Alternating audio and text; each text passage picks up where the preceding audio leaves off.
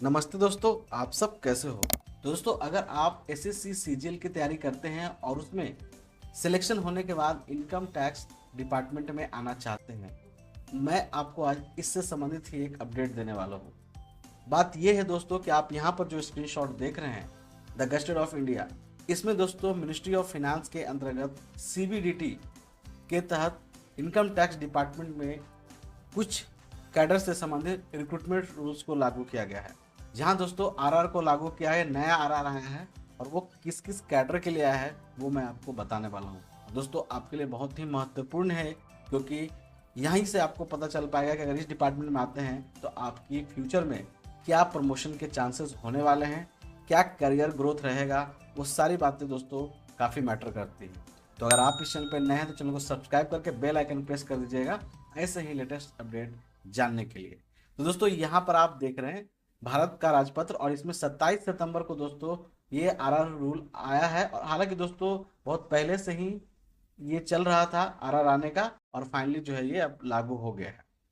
तो इसमें क्या परिवर्तन हुआ है इनकम टैक्स डिपार्टमेंट के कैडर्स में प्रमोशन को लेकर के, वो मैं आपको बताता हूँ। नए रूल को गो थ्रू करने से पहले पुराना जो प्रमोशन का रूल चल रहा था इसके बारे में जानते हैं। तो एसएससी सीजीएल के द्वारा टैक्स असिस्टेंट की पोस्ट पे अगर कोई सिलेक्शन लेता था तो उसे मिनिस्ट्रियल एग्जाम पास करने के बाद 3 साल में सीनियर टैक्स असिस्टेंट के पोस्ट पे प्रमोशन दे दिया जाता था। ठीक है। अब यहाँ पर दोस्तों सीनियर टैक्स असिस्टेंट बनने के बाद इंस्पेक्टर की एग्जाम होती थी। ठीक है। तो इंस्पेक्टर का कोई एग्जाम अगर देता था तो वैकेंसी अगर इंस्पेक्टर में है तब तो वो आसानी से इंस्पेक्टर बन जाता था, लेकिन अगर नहीं है तो उसे ऑफिस सुप्रिटेंडेंट बना दिया जाता था। लेकिन दोस्तों अगर कोई इंस्पेक्टर का एग्जाम नहीं लिखता था तो ऐसे ही 3 साल में ऑफिस सुप्रिटेंडेंट का पोस्ट पे प्रमोशन दे दिया जाता था। यानी इतना ही लगता था, कभी वैकेंसी नहीं है तो ज़्यादा भी लग जाता था, ऐसा वैकेंसी के हिसाब से, लेकिन क्राइटेरिया जो है वो 3 साल का ही था। ठीक है।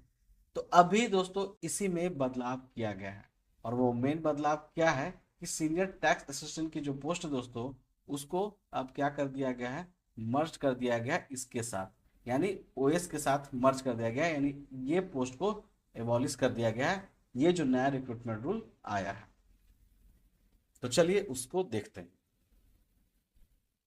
दोस्तों, भर्ती से संबंधित नया नियम भारत के राजपत्र में प्रकाशित कर दिया गया है। और आप देखिए, वित्त मंत्रालय, राजस्व विभाग, केंद्रीय प्रत्यक्ष कर बोर्ड, यहाँ पे लिखा है नई दिल्ली 20 सितंबर 2024। ठीक है। तो इस कैडर में जो नया रूल लागू किया है, ये देखिए, तो आयकर विभाग के जो ग्रुप सी होता है, वरिष्ठ कर सहायक सीनियर टैक्स असिस्टेंट की पोस्ट, और ऑफिस सुप्रिटेंडेंट यानी कार्यालय अधीक्षक ग्रुप बी की पोस्ट, ये दोनों में ही कुछ बदलाव किया गया है। तो अब जो है वरिष्ठ कर सहायक का पद तो समाप्त कर दिया गया है, जैसा कि मैंने आपको बताया। ठीक है दोस्तों, अब जो भी होगा वो कार्यालय अधीक्षक के ही पोस्ट पे प्रमोशन दिया जाएगा टैक्स असिस्टेंट से, और डायरेक्ट रिक्रूटमेंट होगा। ठीक है। तो देखिए, कार्यालय अधीक्षक की जो अब स्ट्रेंथ बनाई गई है, सैंक्शन स्ट्रेंथ टोटल बनाई गई है 15,977 2024 के अनुसार। अगर वर्कलोड ज़्यादा भरेगा पूरे ऑल इंडिया में तो फिर और भी बढ़ाया जा सकता है। और ये ग्रुप बी की सर्विस रहेगी, नॉन गैस्टेड पोस्ट है।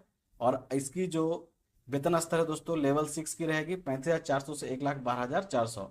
आपने देखा होगा कि जीएसटी में भी एग्जीक्यूटिव असिस्टेंट की जो पोस्ट है वो लेवल 6 की ही पोस्ट है, तो वहां पर उसे एग्जीक्यूटिव असिस्टेंट कर दिया गया है, और यहाँ पर अभी कार्यालय अधीक्षक कर दिया है। ठीक है। और सिलेक्शन के तहत अब ये पोस्ट को भरा जाएगा। कि सीधी भर्ती के लिए आयु सीमा क्या रहेगी, तो अधिकतम 30 वर्ष, और केंद्र सरकार द्वारा जारी किए गए अनुदेशों या आदेशों के अनुसार सरकारी सेवारतों के लिए 5 साल तक की छूट भी रहेगी। और जिनको एज में छूट मिलती है उनको भी मिलेगी दोस्तों। ठीक है।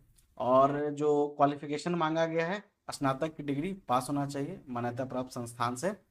और अलग जो स्पेसिफिक क्वालिफिकेशन है जिसे एसएससी अप्रूव करती है तो भी मान्य रहेगा, यहाँ पर आप देख सकते हैं।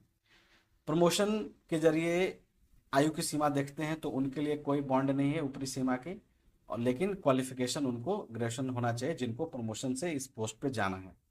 ठीक है। अब देखिए प्रोबेशन पीरियड कितना रहेगा। जो भी डायरेक्ट भर्ती से कैंडिडेट इस पोस्ट पे सिलेक्शन लेंगे उनको 2 वर्ष प्रोबेशन पीरियड के लिए मिलेगा। ठीक है। और जिनको प्रमोशन लेना है टैक्स असिस्टेंट से ऑफिस सुपरिटेंडेंट में, उनको भी 2 साल लगेगा। ठीक है। और यहाँ पर देखें, सीधी भर्ती द्वारा चयनित उम्मीदवारों को जो प्रोबेशन पीरियड है सफलता पूर्वक पूरी करने के लिए मिनिस्ट्रियल एग्जाम स्टाफ का जो होता है वो देना पड़ेगा। ठीक है।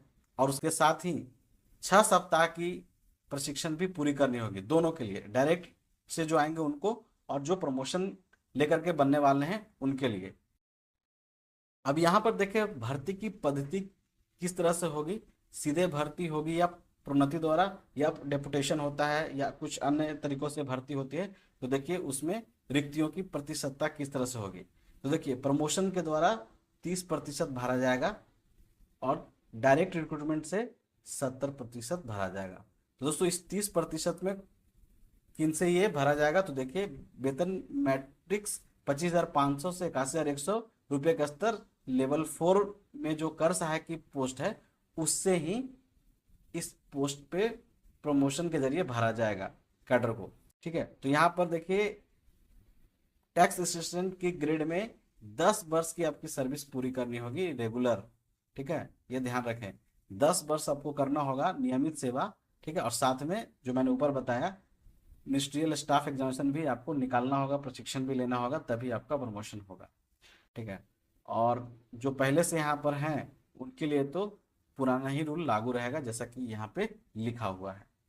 दोस्तों एक बात और बता दूं कि जो भी प्रमोशन होगा वो रीजनल ही होगा। जैसे कि आप यहाँ पे देख सकते हैं कार्यालय अधीक्षक के ग्रेड में पदोन्नति क्षेत्रवार की जाएगी।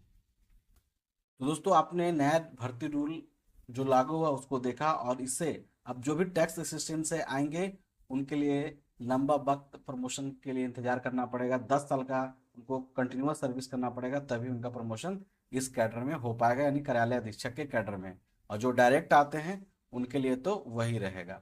ठीक है, डायरेक्ट वो आएंगे और उसके बाद अगला प्रमोशन जो इंस्पेक्टर का होगा वो उनको मिलेगा। उससे संबंधित जो भी कुछ और नए नियम हैं दोस्तों अगर आते हैं तो भी मैं आपको अपडेट दूंगा। तो अगर आपको वीडियो अच्छी लगे तो इसे लाइक, चैनल को सब्सक्राइब करना बिल्कुल ना भूलें और बेल आइकन भी प्रेस कर दीजिएगा।